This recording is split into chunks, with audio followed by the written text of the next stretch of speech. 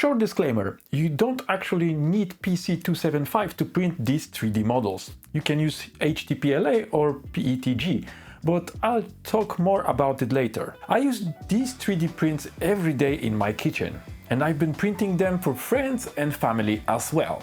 Why? Because they are super useful and easy to print. Number 5 on my list is a tray for utensils, to keep the kitchen clean. Every time you cook, some food will end up on your spoon or spatula. If you put them on this tray, you don't have to clean your counter anymore. I decided to scale this model up because originally people were complaining that it was too small. Now for the cool part. All these models were printed with PC275 polycarbonate from Spectrum Filaments. Of course. Some were printed on Prusa Core 1 with a heated chamber, but others came off an open MK4S without a chamber. I'll give you the settings for easy printing in a moment. But first, number 4 on my list is these stackable glass dryers. Some glasses, like wine glasses, aren't ideal for the dishwasher. In that case, I wash them by hand and put them here to drip dry. Once they are dry, I can put them away or give them a final rinse. Why PC275?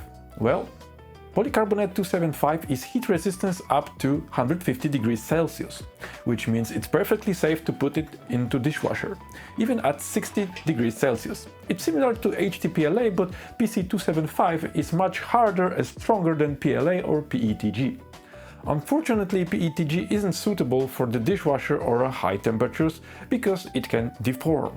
How did I print PC on MK4S, you ask? It's easy. Clean your texturated sheet with a dish soap. Set your nozzle to 270 degrees Celsius and the bed to around 120 degrees Celsius. Start with small models. If adhesion is poor, you can add a brim or a skirt to prevent warping. In extreme cases, you can use glue for better grip. Small parts like number 3, these hooks for hand towels, can be tricky to print. But once you get the settings right, they print perfectly without a chamber, brim or glue. No problem. The white color fits the kitchen and bathroom perfectly. This material is super strong. You don't have to be careful with it, believe me, it's hard to break. I have one more tip for using materials that tend to warp. Increase your layer height. You can go from 0.2 mm to 0.25 or even 0.28 mm. This helps minimize warping because there are fewer layers shrinking against each other. Number 2 in my kitchen collection is this coffee bag clip with a twisting cap. Printing this was a bit more challenging due to its long, thin structure. This one was printed in the Core 1 with chamber at 60 degrees Celsius and brim. For large elements, warping is always a risk, so use glue as a last resort. You can find many variations of this clip on printables. Link in the description. Mounting it's super easy. Put the threaded part in the bag opening, grab it with a clip and close it. That's it.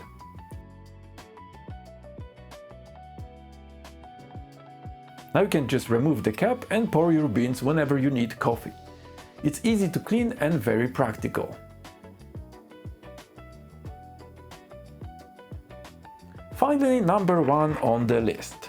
These tiny clips for any bags you have. They are so fast and easy to print, no extra adhesion tricks needed. They're ready in just a few minutes, they are super sturdy and they use very little material. I've printed these many times. That's all for today. If you like this video, hit that button and subscribe so you don't miss anything in the future.